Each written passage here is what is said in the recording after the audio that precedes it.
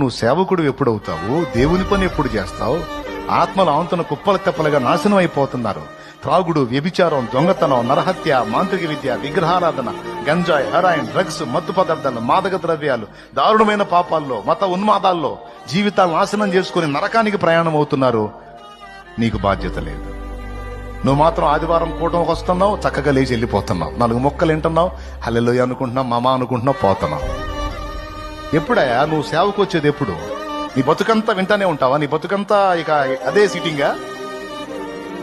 ఏమనుకోవద్దు, నీ జీవితం అంతా అదే సిట్టింగా? నీకన్నా సిగ్గుండాలి, నాకన్నా సిగ్గుండాలా? ఎందుకు? అంతే కదా, టీచర్ కన్నా సిగ్గుండాలి, అయితే విద్యార్థి కన్నా సిగ్గుండాలా? వీడు బతుకంతా చెప్పడం, ఆడు బతుకంతా ఏంటంటే అది దరిద్రం కదా. అసలు ఏం చదువు అది? ఎదగాలి. దేవుడు నేర్పినటువంటి యుద్ధ విద్యని అభ్యసించి దేవుని పనిముట్టుగా మారాలి. అది లక్ష్యం. Download ShareChat.